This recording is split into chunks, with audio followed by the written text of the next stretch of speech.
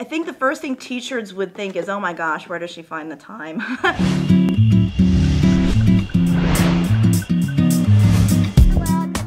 We just found these bottles in the trash can, and they're going to put them in the bottle bin. Do you want to go put those things in the bottle bin?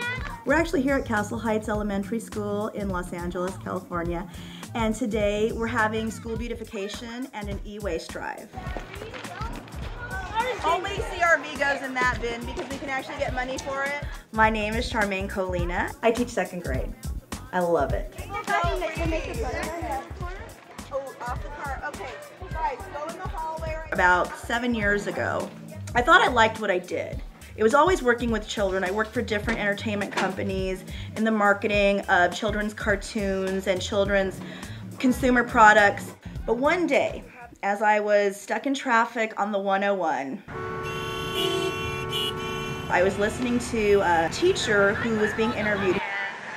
Plastic is a really bad thing. I'm sure you're very proud of it. Who had taken her students to Cabrillo Beach, and they were doing a beach cleanup, and they were interviewing these children.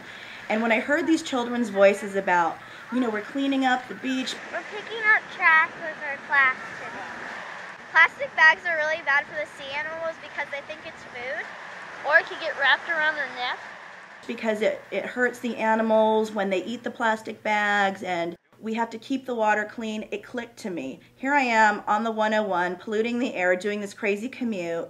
I need to be doing what that teacher is doing. So I got the ball rolling. I left the entertainment industry. I became a teacher, and I thought the way to really make a difference, to get people involved in helping the environment, was through young people. Because adults, we're a little bit stuck in our ways, and children have this wonderful way of making adults feel a little bit guilty about what they're doing in a nice way. And so I think it gives people a reality check when their children are telling them, Mommy, you should put that in the recycle bin. And when I got to this school, I asked, do we have recycle bins? No recycle bins. That was a shock to me because I thought, you know, so much waste is generated at schools as far as paper, cardboard, things we use day to day that can be recycled. So for a school to not have a recycling program in place, that was a surprise. Then a year ago, we got the support of new administration, very supportive of our environmental efforts. We became part of the Blue Bin Recycling program for all schools in Los Angeles Unified School District. So that got the ball rolling. Okay, leave the wagon out here. This is a bicycle that has a blender attached to the back. And when I saw it, I thought, we need to have that at our school because that could really teach the kids about alternative energy. Not everything has to be, you know, coal burning electricity. So here we've got people power, solar power too. Okay. All right, let's put in some OJ. Yogurt, Olivia, come on. Okay. Ah, the yogurt with good bacteria for our bodies. Good bacteria? Yes, good bacteria. Now, strawberries, fiber, right? We all need fiber. We know why. Okay. We'll put some in there. Because then if you don't... Well, yeah. We know why we need fiber. Okay. Okay, Sean, you might have to stand up. Keep going. There you go. Blend, blend, blend. I think the first thing teachers would think is, oh my gosh, where does she find the time? It's actually not that hard. Once you motivate the children, everything else falls in place. They actually are the energy that I feed off of.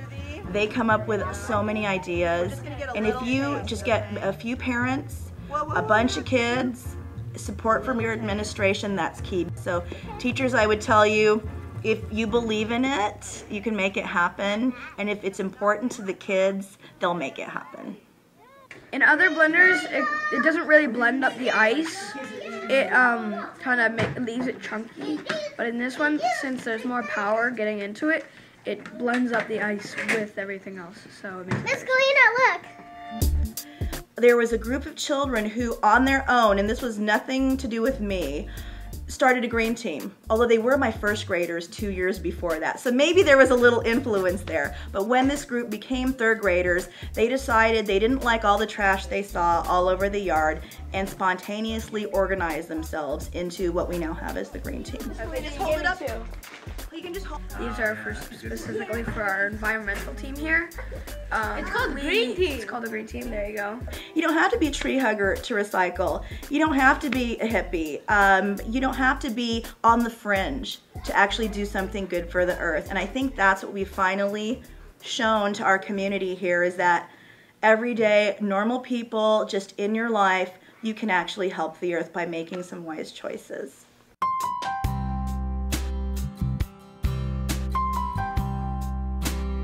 Well, I always thought that, what am I going to do in my life to make a difference on this earth? When you see the destruction, when you watch the Discovery Channel, when you watch the news, when you see Inconvenient Truth, you think, well, what can I really do about it? And I thought, I've got 20 little people in here listening to me every day.